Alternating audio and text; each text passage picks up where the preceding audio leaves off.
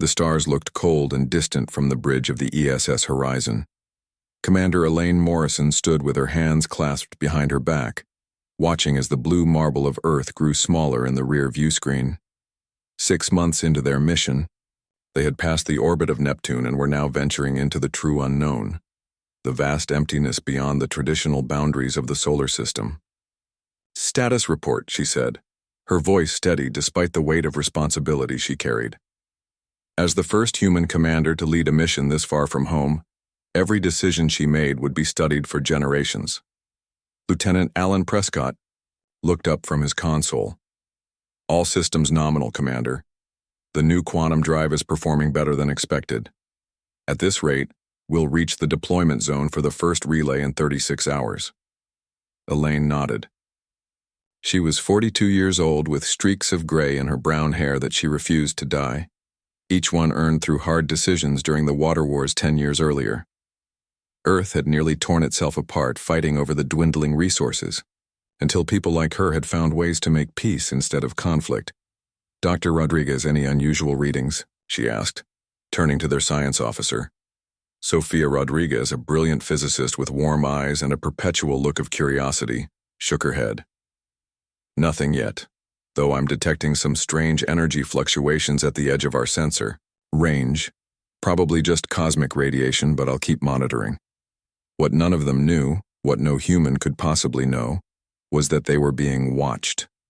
Miles beyond the range of their sensors, hidden in the darkness between the stars, a massive structure floated silently. Its surface was black as the void itself, absorbing rather than reflecting light. Inside this structure, a being known as Zarkal observed the approaching human vessel with growing interest. For 700 years, Zarkal had been a name whispered in fear across 17 intelligent species that made up the Galactic Confederation.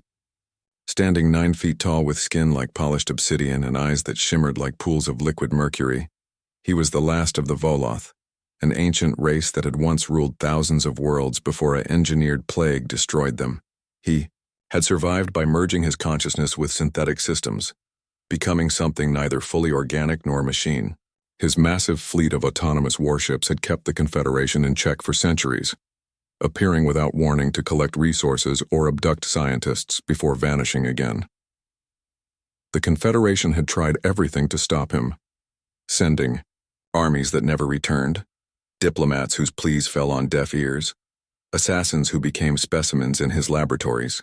Eventually, they resorted to quarantine, placing warning beacons around the Sol system where his base was hidden, declaring it off-limits.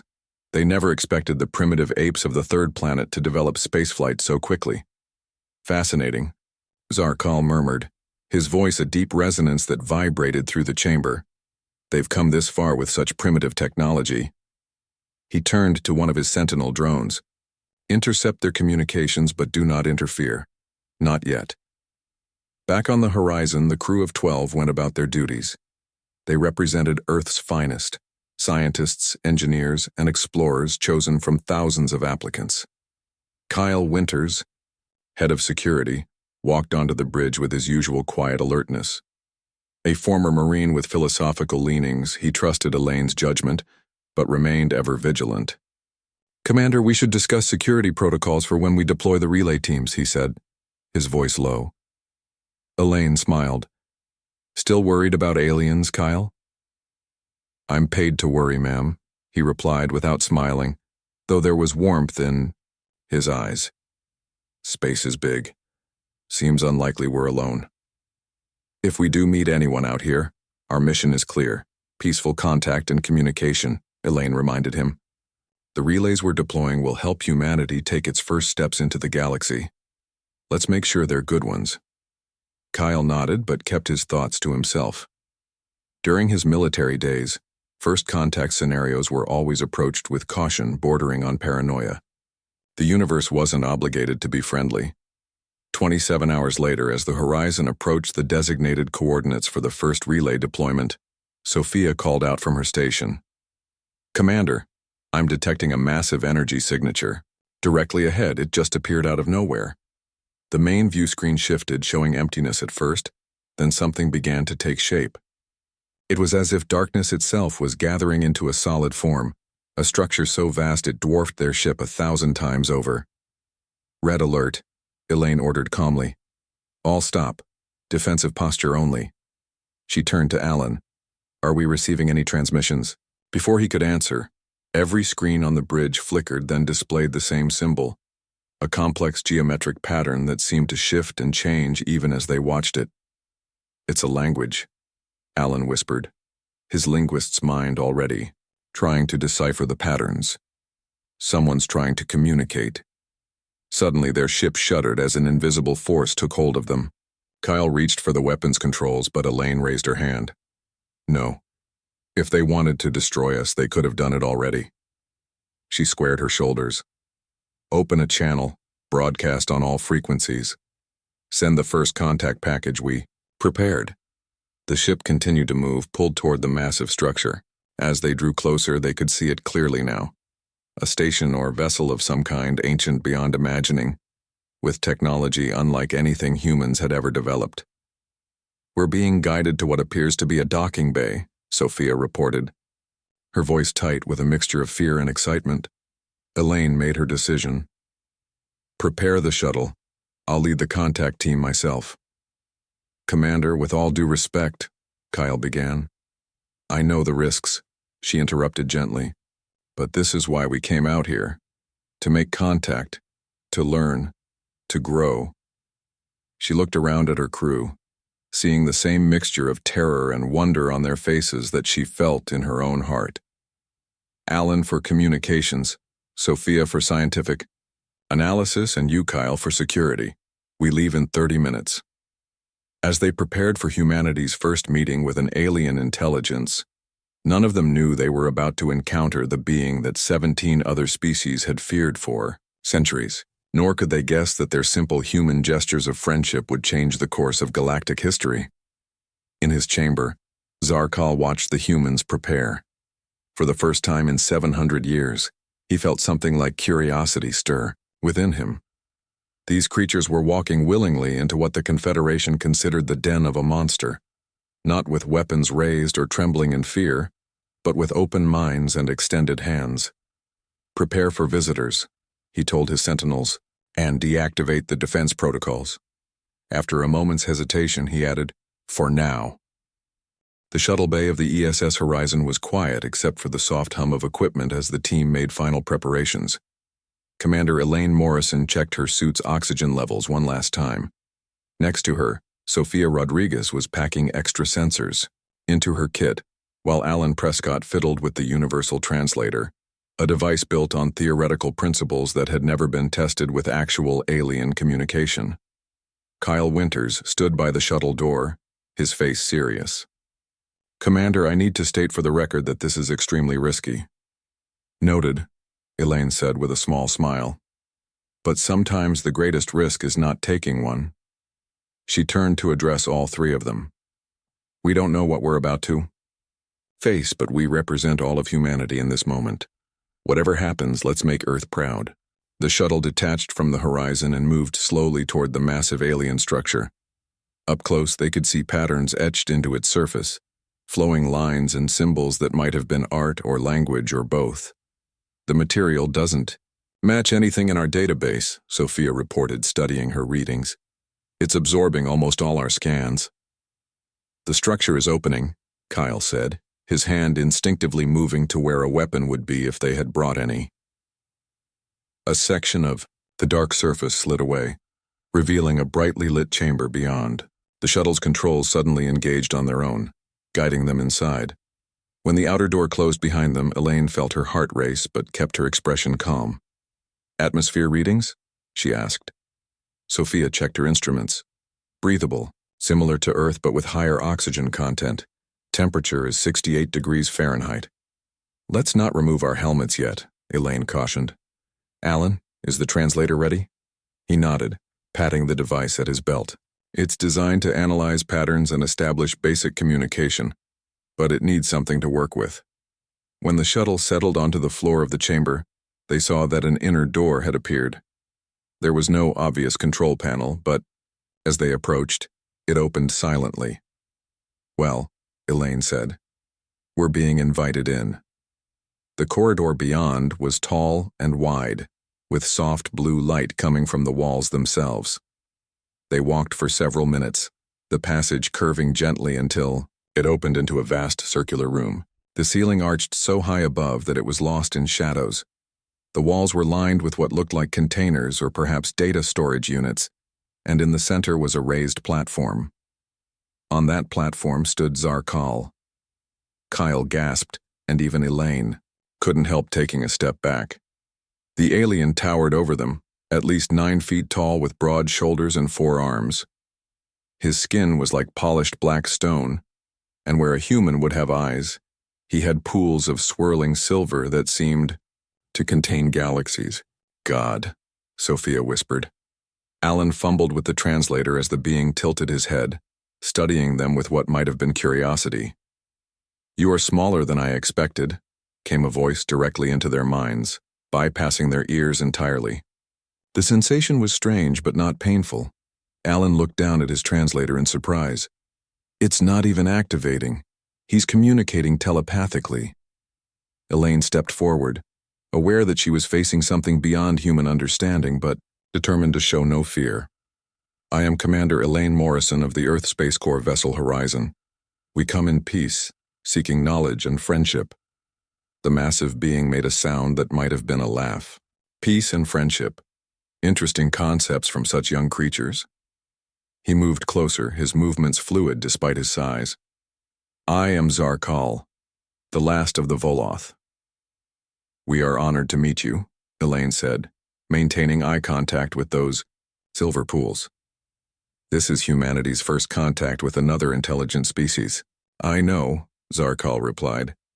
I have watched your world for centuries. Your kind evolved quickly. Most species take twice as long to reach the stars. Kyle tensed at this revelation, but Elaine kept her composure. You've been studying us? Observing, Zarkal corrected. As I observe many things, your ship crossed into my territory. I was curious to see what you would do. Alan stepped forward cautiously. Your territory we had no way of knowing. Of course not, Zarkal interrupted. The Confederation's warning beacons were not designed for your level of technology to detect. The Confederation? Sophia asked. There are other species out there. A whole civilization? Zarkal moved to a wall panel, waving one long-fingered hand over its surface. Suddenly the room filled with holographic stars and planets, a 3-dimensional map of the galaxy with various sections highlighted in different colors. 17 intelligent species form what they call the Galactic Confederation, he explained. Your solar system lies here, on the edge of their awareness. He pointed to a small section of the map that glowed red. This area has been marked as quarantined for 700 years. Quarantined? Elaine felt a chill. Because of disease? Because of me, Zarkal said simply. The humans exchanged glances, the implications sinking in. They weren't just meeting an alien. They were in the domain of someone the rest of the galaxy apparently feared enough to place warning beacons around. Why are you telling us this? Kyle asked, unable to keep silent any longer. Zarkal studied, him, those mercurial eyes unreadable. Because you came unarmed into the lair of a being who could destroy your vessel with a thought. Because instead of fear, you offered words of friendship. This is unusual. Elaine considered her next words, carefully. On our world, we have a saying, don't judge a book by its cover. It means we try not to make assumptions based on appearances alone. A wise philosophy, Zarkal said, though sometimes dangerous. He gestured to a doorway that hadn't been visible before. Come, if you truly seek knowledge, I have much to show you. Elaine looked at her team, seeing their mixture of fear and fascination. This was far beyond what their mission had anticipated, but the opportunity was too valuable to pass up. We would be honored, she said. As they followed Zarkal deeper into the station, Alan moved closer to Elaine. Commander, he whispered, what exactly are we doing here? Making history, she replied quietly. and possibly friends with someone the rest of the galaxy seems to misunderstand. Zarkal led them into what appeared to be a vast library, with data crystals and ancient physical books from civilizations long extinct. Screens showed images of worlds and beings so alien that the humans struggled to comprehend what they were seeing. For 7 centuries, Zarkal said, the Confederation has known only one aspect of my existence. They never sought to understand why I do what I do. They never asked. He turned those silver eyes to Elaine. But you, Commander Morrison, you look at me without the weight of history clouding your judgment. So I will show you what no other living being has seen, the truth of the last Voloth. Behind them the door sealed shut, and Kyle's hand twitched toward a weapon he hadn't brought. But Elaine held Zarkal's gaze steadily, sensing that this moment, this choice to trust, might change everything for humanity's future among the stars. The library of Zarkal was unlike anything the humans had ever seen. Crystal shelves stretched from floor to ceiling, holding objects that glowed with inner light. Some appeared to be books made of materials that shifted and changed as if alive. Others were clearly data storage devices of advanced design. The air smelled faintly of ozone and something else, something ancient. Zarkal moved to the center of the room where a circular platform rose from the floor. He waved one of his 4 hands over it, and suddenly the space around them transformed. The walls and ceiling vanished, replaced by a view of stars and a beautiful blue-green planet. My homeworld, Zarkal said, his mental voice softer now. Voloth Prime, as it was 5,000 years ago? The humans watched in wonder as the image zoomed in to show magnificent cities with spires that reached toward the clouds. Beings similar to Zarkal moved through streets and flew in sleek vehicles. Between buildings. We were the first in this sector of the galaxy to achieve faster-than-light travel, he continued. For 2,000 years, we explored and built an empire spanning hundreds of worlds. The image shifted, showing Voloth ships connecting distant planets, establishing colonies, meeting other species. You were explorers, Elaine said, watching the peaceful scenes of cultural exchange. Among other things, Zarkal replied. The images shifted again, now showing Voloth warships. We were not perfect. We had our conflicts, our expansionist periods. But we were learning, growing, becoming better. The next images made the humans flinch. Explosions ripped across the Voloth homeworld. Cities crumbled. Ships fell from the sky. The plague wars, Zarkal explained, his mental voice filled with ancient pain. A rival species, long since extinct themselves, created a weapon unlike any before. A living virus that targeted our specific genetic code. In one solar cycle, 99% of my species was gone. Sophia gasped, her scientific mind grasping the horror of such a weapon. Your entire civilization wiped out. I was the head of our science council, Zarkal continued, as the images showed a lone figure working desperately in a laboratory. I tried to find a cure, but there was no time, so I found another way.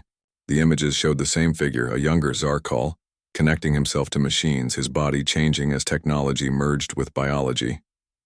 I transferred my consciousness into this hybrid form. Not fully mechanical, not fully organic. It was meant to be temporary, just until I could find a way to restore my people from genetic samples I preserved. That's why you're collecting scientists, Kyle said suddenly, pieces falling into place. The abductions the Confederation fears. You're looking for help. Zarkal turned those silver eyes toward him. Yes, though I have not been gentle in my methods. Time has not been kind to my patience. The images faded, returning the room to its original appearance. Zarkal moved to a wall and touched it. A panel slid open, revealing a chamber filled with glowing containers. The last genetic samples of my species, he said. For 7 centuries I have searched for a way to restore them. The scientists I've taken have contributed to this work, though none have stayed willingly once they understood my goal. Because you took them by force, Elaine said, her voice firm but not accusatory. Yes, Zarkal acknowledged. The Confederation declared me a threat after my first collection missions. They did not ask why I needed their scientists. They only saw a monster taking their people. Alan had been unusually quiet, absorbing everything, studying the alien with his linguist's eye. "You're alone," he said suddenly. "Not just the last of your kind, but truly alone. For 700 years. Zarkal did not respond immediately. When he did, his mental voice was softer than before. Loneliness is an inadequate word. Imagine being the sole keeper of an entire civilization's history.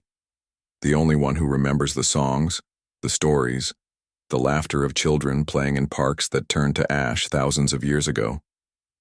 The room fell silent. Elaine looked at her team, seeing the shift in their expressions. Even Kyle's suspicion had given way to something like compassion. "The Confederation fears you because they don't understand you," Elaine said, "and you've given them reason to fear." "I have," Zarkal agreed. "Fear is efficient. It keeps them away while I continue my work." "But it's not working, is it?" Sophia asked gently. "After 7 centuries, you're still alone, still searching." Zarkal moved to a console and activated it. Data streams flowed across screens in a language none of the humans could read. "I am close," he said. "The last scientist I acquired helped me solve a critical problem in genetic restoration. But there are still gaps in my knowledge." Elaine took a deep breath, making a decision that she knew might change everything. "What if we helped you? Willingly?" Kyle stiffened. "Commander," she held up a hand. "Hear me out, Kyle."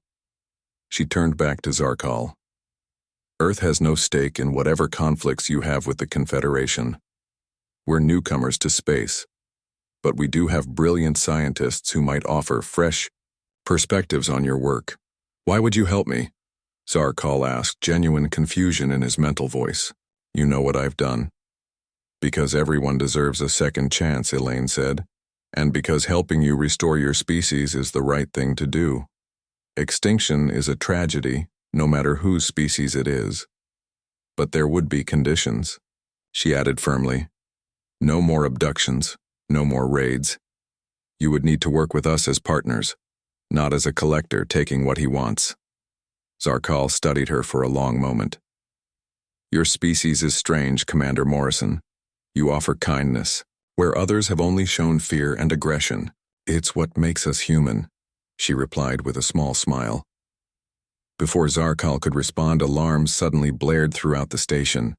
Screens flashed with new information, and the alien's posture changed instantly, tension visible in his massive frame. "What is it?" Elaine asked, alarmed. "Confederation ships," Zarkal replied, his mental voice cold again. "A fleet of them, approaching rapidly. They must have detected your vessel and followed it here." Kyle moved closer to Elaine. "They think we're hostages." "Or worse," Alan added. "They think we're working with him." Zarkal moved to another console, and the humans saw holographic displays of massive warships approaching. Dozens of them, of various designs unlike anything Earth had developed. "My defense systems are activating automatically," Zarkal said. "They will fire on any Confederation vessel that comes within range." "No." Elaine moved toward him. "If you fire, you'll start a war, and we'll be caught in the middle." "I have been at war with the Confederation for centuries," Zarkal replied. "And has it brought you any closer to your goal?" Elaine challenged, standing her ground despite his towering height. "Has fear and conflict helped you restore your people?" Zarkal was silent, those silver eyes studying her face. "Let me talk." "To them," Elaine urged. "Let me explain. This could be a chance to end 700 years of isolation, Zarkal. A chance for a new beginning." Outside the station, the Confederation fleet moved into attack formation, weapons charged and ready. Inside, a human woman stood before the galaxy's most feared being, offering something he hadn't considered in centuries: hope. The command center of Zarkal's station hummed with energy, as warning systems flashed across every screen. The massive alien stood before a wall of holographic displays showing the approaching Confederation fleet, 23 warships of various designs, all with weapons charged. "They will open fire in approximately 6 minutes," Zarkal said, his silver eyes reflecting the red warning lights. My automated defenses will respond. This will not end well for anyone. Elaine Morrison moved to his side, looking up at the being that 17 species feared. Let me talk to them. Let me try to prevent this. Zarkal tilted his head, studying her. Why would they listen to an unknown species? Because I can tell them the truth, Elaine replied. That we came here willingly. That we're not hostages. That there's more to you than the monster they believe you to be. Kyle stepped forward. Commander, with all due respect, we don't know what kind of history he has with these people. We could be stepping into a centuries-old conflict. We already have, Elaine said firmly. The question is whether we make it worse or help resolve it. She turned back to Zarkal. Can you open a communication channel to their ships? After a moment's hesitation, Zarkal waved one of his 4 hands over a control panel. It is done. You may speak, but I doubt they will listen. Elaine took a deep breath. This is Commander Elaine Morrison of the Earth Space Corps vessel ESS Horizon. We are here as peaceful visitors, not hostages. Please respond. Seconds passed in tense silence. Then a screen flickered to life, showing a being unlike any the humans had seen before. It had leathery gray skin, a face somewhat like an Earth rhinoceros, and wore an elaborate uniform covered in symbols. I am Admiral Vrex of the Confederation Defense Force, the being replied in a rumbling voice, translated somehow by Zarkal's systems. Human vessel, you have entered a quarantine zone and are currently in the presence of a known hostile entity. Prepare to be extracted. Admiral, there will be no need for extraction, Elaine replied calmly. We came to this station voluntarily after receiving an invitation from Zarkal. We are guests, not prisoners. The alien admiral's small eyes narrowed. Impossible. Zarkal takes. He does not invite. You are clearly under his mental influence. No. Sir, we are not. My crew and I are completely in control of our own thoughts and actions. Elaine stood straighter. We've learned things about Zarkal and his history that I believe the Confederation is unaware of. Another figure moved into view on the screen. This one appeared almost gelatinous, with multiple eye stalks that swayed gently. When it spoke, its voice was higher-pitched. I am High Arbiter Zoral. Our records on Zarkal span 7 centuries. He has raided our worlds, abducted our people, and evaded all attempts at justice. What could you possibly know that we do not? Elaine looked at Zarkal, who gave a slight nod.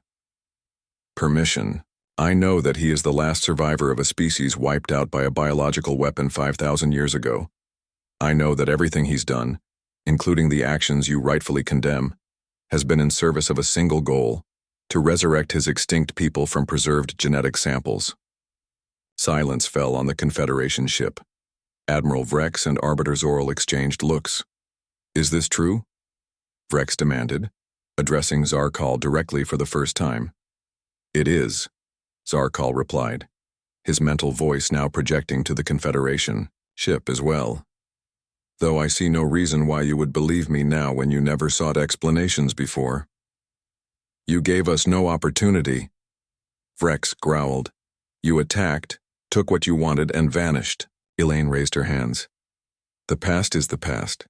What matters now is finding a way forward that doesn't involve weapons fire. Sophia stepped into view of the communication device. I'm Dr. Sophia Rodriguez, xenobiologist. If what Zarkal says is true, his work could be of immense scientific importance. The ability to restore an extinct species from genetic samples would be revolutionary. And dangerous, Arbiter Zoral countered, eye stalks quivering. If the Voloth Empire were to rise again. That's not his goal, Alan interrupted, joining the conversation. He wants to save his people, not rebuild an empire. How can you be certain? Admiral Vrex demanded. Elaine looked at Zarkal. Because I believe him, and I'm offering Earth's help in his project voluntarily, provided he agrees to end his raids and work with the galactic community rather than against it. On the screen, the Confederation leaders appeared stunned. Whispered conversations took place off camera before Admiral Vrex returned his attention to them. You would ally yourselves with him, knowing what he has done? We would help him, Elaine corrected. There's a difference. And yes, knowing what he has done, because we also know why he did it. Zarkal moved closer to the humans, his massive form towering over them, yet somehow his presence no longer seemed threatening. For centuries I have taken what I needed because I saw no other option, he said, addressing the Confederation leaders. Perhaps that was a mistake. Kyle's eyebrows shot up at this admission. Even Elaine looked surprised. 700 years of isolation can distort one's perspective, Zarkal continued. These humans have shown me something I had forgotten, that cooperation can achieve what force cannot. Admiral Vrex snorted skeptically. Pretty words. But why should we trust them? A fair question, Elaine acknowledged. I propose a meeting, neutral ground, with representatives from Earth, the Confederation, and Zarkal. A chance to discuss everything openly. No weapons, no threats, just dialogue. That would be unprecedented, Arbiter Zorl said, eye stalks swaying thoughtfully. So is this conversation, Elaine pointed out. Think about it, Admiral. High Arbiter. After 7 centuries of conflict, we have a chance to find a peaceful resolution. Isn't that worth at least trying? A tense silence followed. The countdown on Zarkal's defensive systems continued to tick down. 3 minutes until automatic firing would begin. Finally, Admiral Vrex sighed, a rumbling sound like distant thunder. I will need to consult with the Confederation Council. This decision is beyond my authority alone. Then consult quickly, Zarkal said. My defenses will activate automatically in less than 3 minutes. Can you disable them? Elaine asked him. They were designed specifically to operate independently of my control, Zarkal replied. A precaution against any attempt to compromise me. Elaine turned back to the screen. Admiral, you need to pull your fleet back beyond the defense perimeter. Now, we can continue this conversation when everyone is safe. Admiral Vrex's leathery face contorted in what might have been frustration. Our sensors detect no unusual defensive capabilities on that station. That's because they haven't activated yet, Kyle said urgently. Admiral, our scans show energy building throughout the station's structure. Whatever these defenses are, they're powerful enough to target all your ships simultaneously. This was not entirely true. The humans had no such scans, but Kyle's military background made the bluff convincing. Admiral Vrex barked orders to someone off-screen, then turned back. We are withdrawing to a safe distance, but this is not over. No, Elaine agreed. It's just beginning. A new beginning, I hope. As the Confederation fleet pulled back, the countdown on Zarkal's screens froze, then disappeared. The tension in the command center eased slightly. Zarkal turned to Elaine, those silver eyes unreadable. That was unexpected. No one has ever spoken on my behalf before. Get used to it, Elaine said with a small smile. That's what friends do. Friends. Zarkal repeated the word as if testing its feel. An unfamiliar concept after so long alone. Alan looked at the retreating Confederation ships on the screen. They'll be back with more questions, more demands. Yes, Elaine agreed, and we'll face them together. She looked up at Zarkal. All of us. For the first time, the humans saw something new in the aliens' mercurial eyes, something that had been absent for 7 centuries' hope.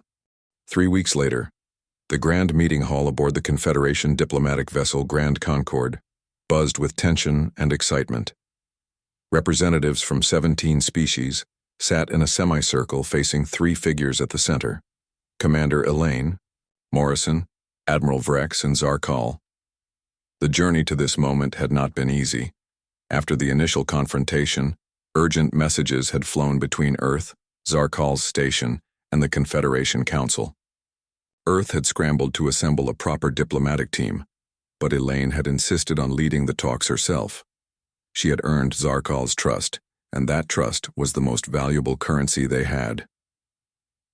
This summit will now come to order, announced High Arbiter Zorl, whose gelatinous body rippled as it spoke. Never before has the Confederation attempted dialogue with the entity known as Zarkal.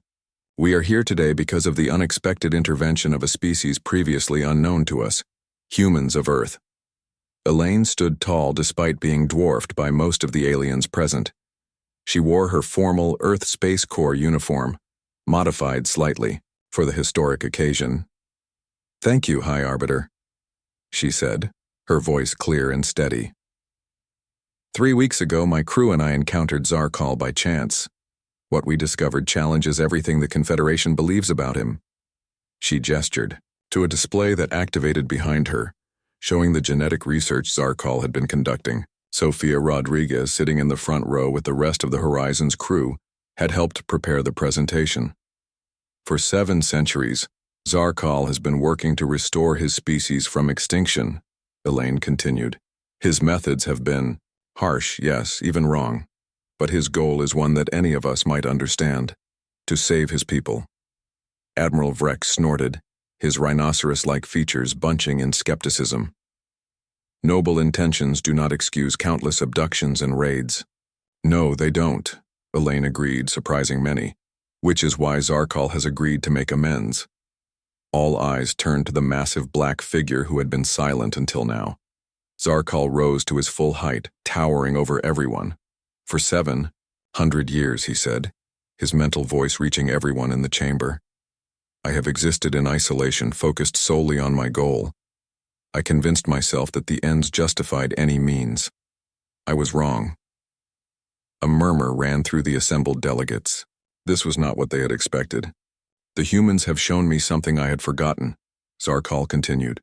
"That cooperation yields results that force cannot achieve. I am prepared to return all scientific data I have taken from your worlds. I will also assist in locating any scientists still in suspended animation aboard my station." "And what do you ask in return?" A delegate from a serpentine species hissed from the back. "Help," Zarkal said simply. "I ask for willing assistance with my work. I am close to success, but the final barriers have eluded me for centuries." Elaine stepped forward again. "Earth is prepared to offer scientific expertise through a joint research program. We propose that the Confederation do the same. Together, we might accomplish what Zarkal could not do alone: the ethical restoration of the Voloth species." Admiral Vrex leaned forward. "And if we refuse? If we demand he face justice for his crimes?" Kyle Winters, sitting beside Sophia, tensed.